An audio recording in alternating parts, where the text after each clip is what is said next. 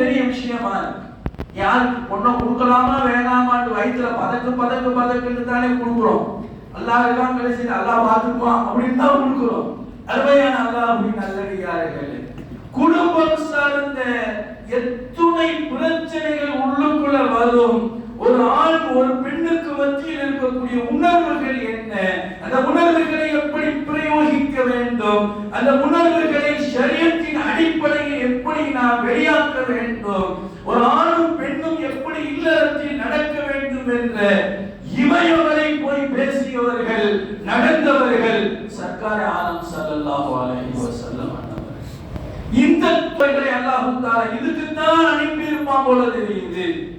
நம்ம எல்லாம் ஒரு மனைவியை கட்டி அவர்களுக்கு நல்ல பேர் வாங்குறது சும்மா இருக்க, உங்களுக்கு ஏதாவது தெரியுதா அப்படின்றாங்க சமயத்துல. நீ எதுவும் வாய போடுறாங்க எல்லாம் பேசாம இருங்க அப்படின்னு சொல்லிடுறாங்க. அருமையானவர்களே, எவ்வளவு பெரிய மனுஷன் இருந்தாலும் சும்மா இருக்க, உங்களுக்கு விளங்கவே மாட்டேங்குது, என்ன சொன்னாலும் உங்களுக்கு மண்டையில் ஏற மாட்டேங்குதுன்னு சொல்லிடலாம். 11 மனைவியை ஏக காலத்தில் பெற்று அத்துணை நேர்களையும் நிர்வாகம் செய்து அத்துணை நேரும் தன் இன்னுயிரை தத்தம் செய்கின்ற தியாக உணர்வை அவர்கள் இதயங்களிலே உருவாக்கிய உலக புகழ் பெற்ற தலைவர் முஹம்மது ஸல்லல்லாஹு அலைஹி வஸல்லம். சாதிக்கவே முடியாது, அந்த எல்லையே நம்மளால் தொடவே முடியாது. நல்லா யோசித்து பாருங்கள். அல்லாஹ் சொல்லுகிறான், உங்களுக்கு வாழ்க்கையில் அழகிய முன்மாதிரி இருக்கு. இபாதத், முஆமலாத், முஆஷராத், அக்லாக், குணம். ஒவ்வொருத்தருக்கும் ஒரு குணம் இருக்கிறது. மத்தா நல்லவர் தான், கோபம் வராத வரைக்கும் நல்லவர் தான். கோபம் வந்துட்டு அந்த மாதிரி ஒரு மோசமான ஆள் இல்லை அப்படி தகவலை பத்தி மாயந்த ஸ்டேட்மெண்ட் சொல்ல பொண்டாட்டி சொல்ற புருஷன் நல்லா இருக்கான், வேற பொம்பளை கண்ணுல படாம இருக்க அல்லாஹ் காப்பாத்தணும் அப்படி. ஒவ்வொருத்தருக்கையும் ஒரு வீக்னஸையும் ஒரு தாக்கத்தையும் அல்லாஹ் தந்திருக்கிறார். முஹம்மது ரசூலுல்லாஹி ஸல்லல்லாஹு அலைஹி வஸல்லம் ஒட்டுமொத்த குணங்களையாக பெற்ற முழுமதியாக திகழ்ந்தார். ஹஜ்ரத் சொன்னாங்க, அல்லாஹ் அவர்களின் குணத்தை பாராட்டினார். வைன்னக லஅலா ஹுலுகின் அதீம், நீங்க மகத்தான குணத்தில் இருக்கிறீங்க என்று அல்லாஹ் சொன்னான்.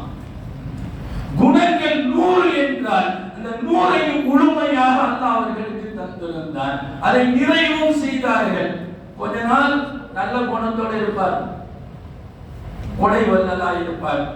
அதுக்கு பிறகு முன்னி மாதிரியெல்லாம் இப்ப அவர் கொடுக்கறது இல்லைங்க, கஞ்சத்தனம் வந்துருச்சு. ஆமா, படு கஞ்சனா போயிட்டான், கொடுத்து இப்ப சரியில்லை.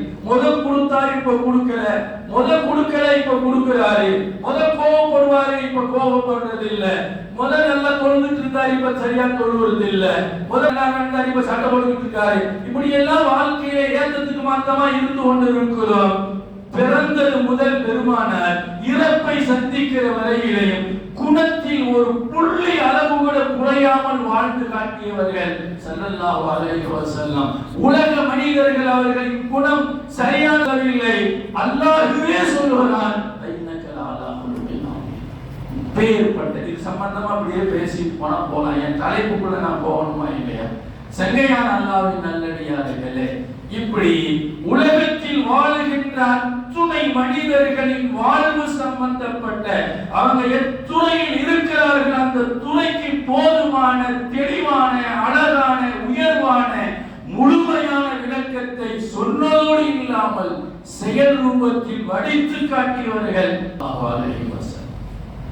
அந்த வியாபாரத்தை பத்தி என்ன சொல்றாங்க, குர்ஆன் என்ன சொல்லுது, நாம் எப்படி வியாபாரம் செய்கிறோம்?